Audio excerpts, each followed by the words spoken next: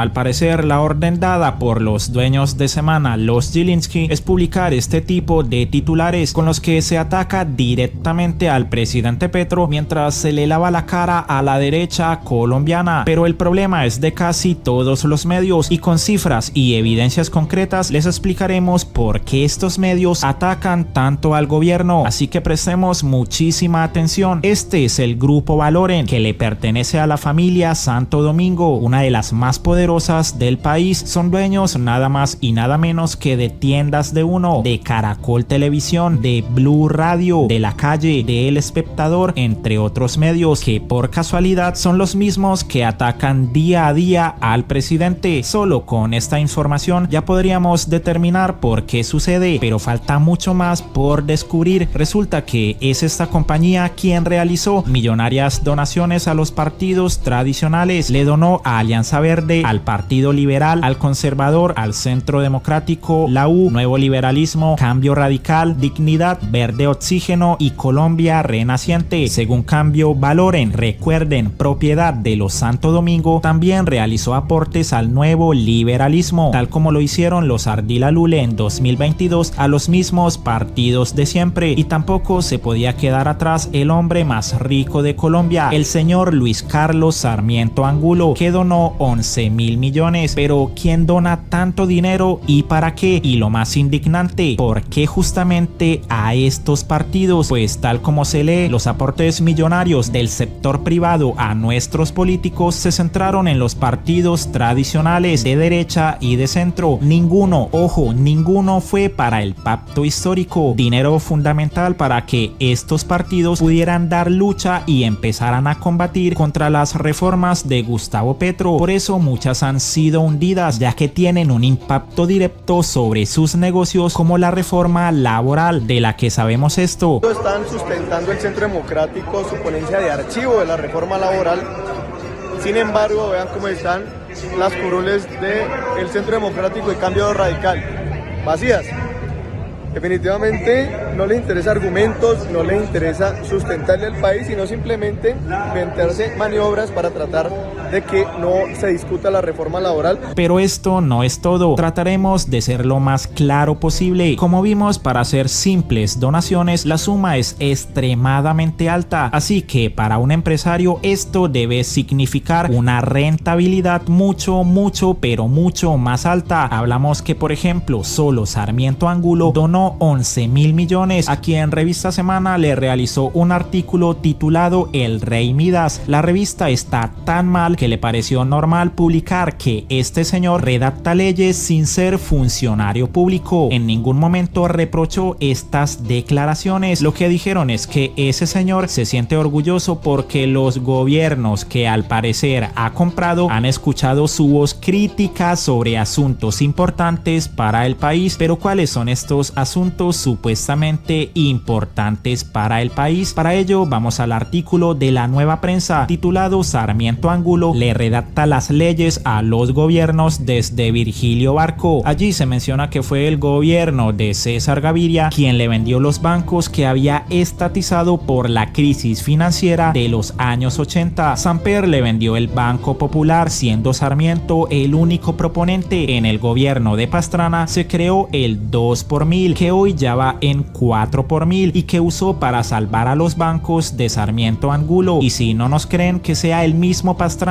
quien lo diga. El pueblo colombiano en la crisis financiera de 1999 salvó a la banca, y ahora ya vemos para qué sirven estas donaciones, que ahora que vemos son demasiado pequeñas para lo que le han entregado los gobiernos colombianos a este señor. Sí, los bancos del Estado. De hecho, el mismo Robledo ya denunciaba estas sospechosas donaciones de Agroingreso Seguro. Este es el caso probablemente más escandaloso de todos. La Corporación Financiera Colombia. La Corporación Financiera Colombia, repito, colombianos, recibió 6.000 millones de créditos en el 2007 para 2 negocios en el departamento del Meta. Todo el Meta recibió 17.500 millones, luego a esa sola empresa le tocó más de una tercera parte.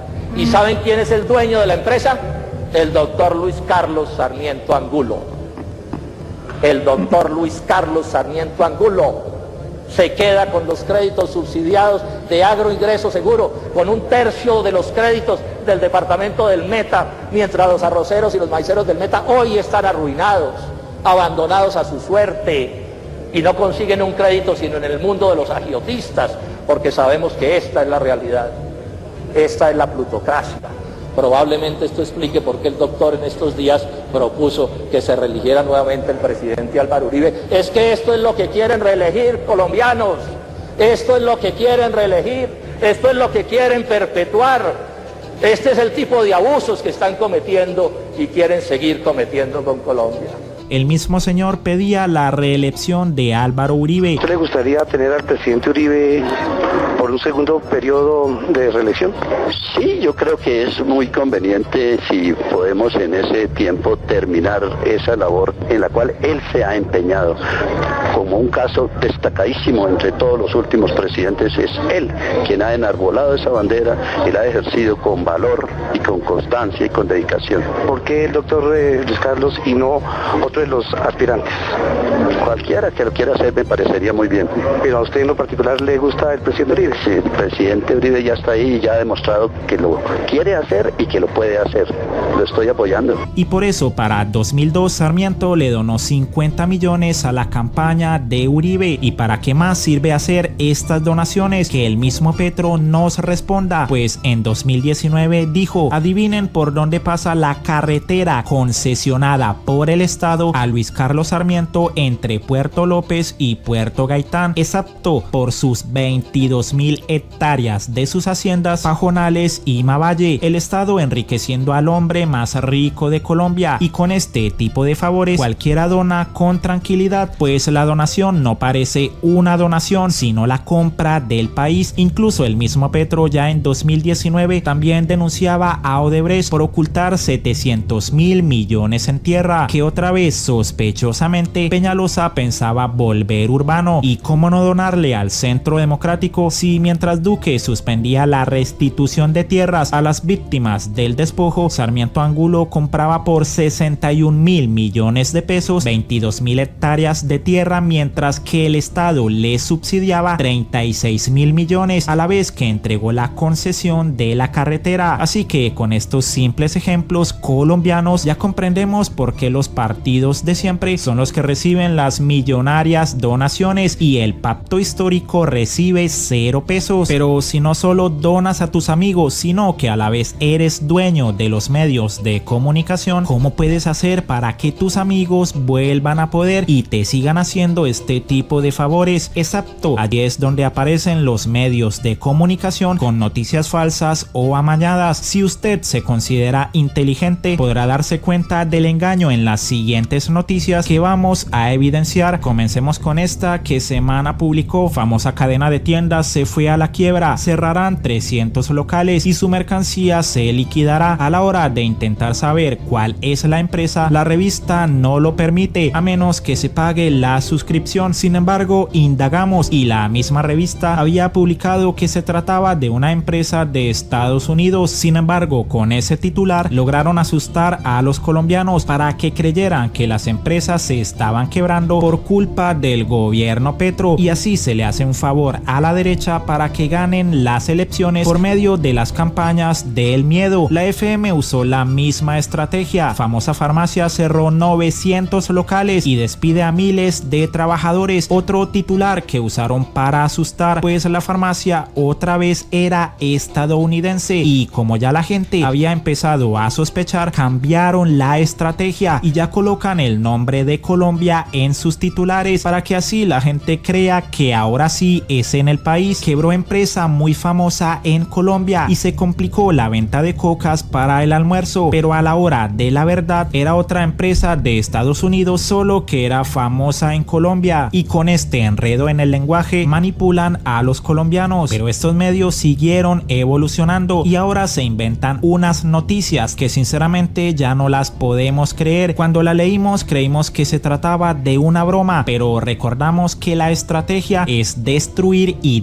desprestigiar al gobierno Petro. Y es que miren lo que publicaron: cubeta de huevos a 32.000 en Colombia. Expertos dicen cuánto tiempo tendría ese precio. Cuando entramos a leer este asqueroso artículo, como si se tratara del peor chiste nacional, lo que dijeron es que los huevos estarían a ese precio en 2044. Sí, según Pulso, consultaron a un super experto para dar la noticia más estúpida que hemos leído, solo con la finalidad de asustar a los colombianos con el precio de los huevos. Consultamos quién es el dueño de Pulso y como nada raro nos dimos cuenta que era el grupo Valoren, y Valoren le pertenece a los Santo Domingo, los mismos que le donaron a los partidos de siempre. Pues parece que la noticia de que la economía creció un 3,7% publicado por la misma Vicky Dávila no les ha gustado para nada. Y ojo colombianos, recuerden que si es una buena noticia sobre Petro no la van a dejar leer. Por eso antes de entrar ya sabíamos que iba a estar oculta a propósito con la excusa de la suscripción. Recuerden que lo positivo no se puede mostrar, y sí, Blue Radio lo volvió a hacer, pues publicó que Nestlé anunció cese de operaciones en Caquetá después de 50 años, noticia que utilizó Paloma Valencia para culpar al gobierno Petro. Pero o esta senadora no sabe leer o sabiendo la realidad miente descaradamente, pues tal como le respondió Mafe Carrascal a esta emisora, lo de Blue Radio con el titular de H&M no fue un error. Este nuevo titular sobre Nestlé confirma que es una estrategia de desinformación en contra del gobierno Petro. No están cerrando ahuyentados por este gobierno. Nuevamente me pregunto, ¿quién nos defiende a los consumidores de información si no es la Flip? Aquí comunicación de Nestlé, donde claramente explican que desde el 2020 se tomó la decisión de migrar las compras que la empresa realizaba en este departamento como estrategia empresarial. Pero el periodismo colombiano es tan descarado que así respondió Ricardo Ospina: hola representante, entiendo tu rol como activista política, pero en su calidad de congresista y figura pública debería tener mayor responsabilidad en lo que publica. Si se hubiera tomado el trabajo de leer la nota que publicamos en Blue Radio, se podría dar cuenta que en el primer párrafo adjunto pantallazo se explica que fue una decisión que se había tomado en 2020 y que ahora se concreta. Le sugiero que deje de ver fantasmas persiguiendo a la prensa como correctora de estilo y más bien avance en sus funciones como congresista, por lo que Mafe Carrascal nuevamente respondió: por favor no me tome por tonta y no tome por tontos a sus lectores, Ricardo. No solo es irrespetuoso que usted busque rebajarme como si llamarme activista fuera un insulto, sino que se burle lavándose las manos. Usted es un director de un medio, directivo de ese medio, y sabe perfectamente lo que significa la manipulación a través de los titulares. No todo el mundo tiene el tiempo, incluso los datos para entrar en las noticias y leerlas. Son 2 titulares en un espacio muy corto de tiempo. Háganse responsables de una vez. Y tal como lo mencionó la cuenta Leo Mendoza: a ver, bobo HP atempado Ospina, aquí el problema no es si uno entra o no entra a ver el artículo, aquí el problema es el titular tendencioso que ustedes hacen adrede para malparados